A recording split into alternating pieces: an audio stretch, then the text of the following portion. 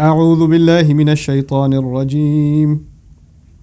ربنا لا تزغ قلوبنا بعد إذ هديتنا وهب لنا من لدنك رحمة إنك أنت الوهاب.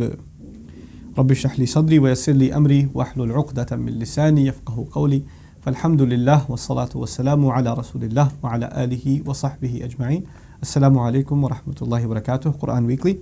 Today with the 8th ayah of Surah Ali Imran, I want to share with you some reflections from a very powerful and very beautiful dua of the Quran. We turn to Allah and we say, رَبَّنَا لَا تُزِغْ قُلُوبَنَا. I chose this dua especially of all the ayat of Ali Imran. I was thinking which ayah should we begin with in this series. I chose this ayah because Ramadan is particularly a relevant and good time for this dua.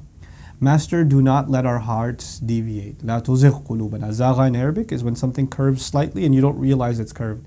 You know, like they used to use it for a grave digger who's supposed to dig a rectangle, right? But you know, when you're in the act of digging, you don't really keep track of a straight line. So by the time he gets out, it's like this bend in his grave. It's like, almost like a C.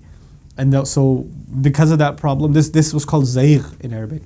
Now from it you get a person who's going straight and doesn't even realize when they took a wrong turn and they deviated. So this person is za'igh, And so the dua is رَبَّنَا لَا تُزِغْ قُلُوبَنَا. Don't allow our hearts to go deviated. And deviation isn't a 90 degree, like you're going this way, you started going that way. You just forget about it. No, the heart when it gets close to Allah, then it doesn't get distant from Allah in a split second. It inches away from Allah little by little by little by little by little. And we're asking Allah to put protective measures in place so that we don't slowly but surely get away from Allah without realizing it, and before you know it, you have no sensation of Iman anymore. Some of you are feeling a closeness to Allah in this month that you haven't felt in a long time. And you're praying and you're in the masjid, there are people around you, there's somebody making dua and they're crying, and you kind of just catch on that feeling and you turn to Allah and you start crying too.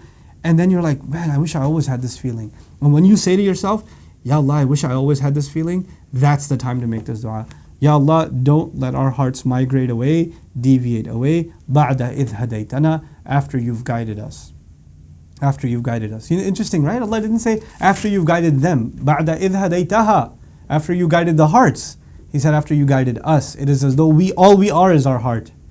So if the heart hasn't deviated, then we ourselves, our entire being is guided. So beautiful. So رَبَّنَا لَا تُزِغْ قُلُوبَنَا بَعْدَ إِذْ هَدَيْتَنَا. Then he says وَهَبْ لَنَا مِن لَدُنْكَ رَحْمَةً. Very powerful language. He says grant us. Hiba in Arabic is a gift. Wahaba, the verb, is to give a big gift, a massive gift. Ya Allah, give us the great grant, the generous grant, the gift that comes especially from your secret vaults. Now I use this language carefully because the word ladun in Arabic is not just used for something you possess, but something you possess secretly. Something you possess in your private collection that nobody else has seen. When you pull something out of there and give it to someone, هَذَا مِن لَدُنِّي. If something is in your possession and there's a pen in my pocket, I just gave it to you, this is هَذَا مِن عِنْدِي. It's from me.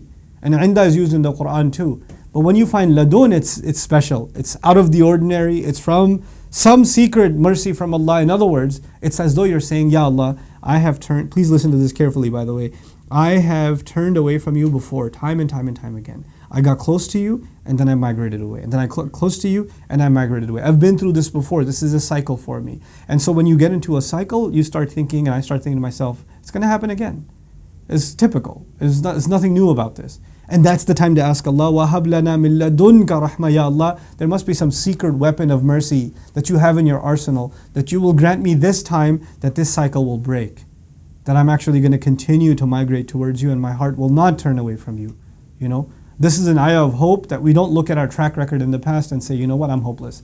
I go through these cycles all the time. وَهَبْ لَنَا مِن لَدُنْكَ رَحْمَةً إِنَّكَ أَنْتَ الْوَهَّابِ. And not even al-wahib. You no doubt are the giver of gifts who gives a lot and gives repeatedly and over and over and over again. Ya Allah, I don't want this gift one time. For you to pull out that special vault of your love and mercy and your guidance and the straightening out of my heart, I don't want it one time. I know I'll need this again tomorrow, and I'll need it again the day after, and I'll need it again the day after. So I call you the one who gives continuous and repeated gifts. Subhanallah. What a dua to ask Allah. We talk about Ramadan fever coming off afterwards. This is one of those duas where that fever won't come off. That you keep turning to Allah and saying, Rabbana, آتنا من لدنك رحمة. Actually, ربنا هب لنا ربنا لا تزغ قلوبنا بعد إذ هديتنا وهب لنا من لدنك رحمة إنك أنت الوهاب. May Allah Azza wa Jal make us all recipient of His most beautiful gift, His loving mercy. Barakallahu li wa lakum. Wassalamu alaikum wa rahmatullahi wa barakatuh. Assalamu alaikum everyone. If you benefited from these reminders, please support Quran Weekly by clicking the link below.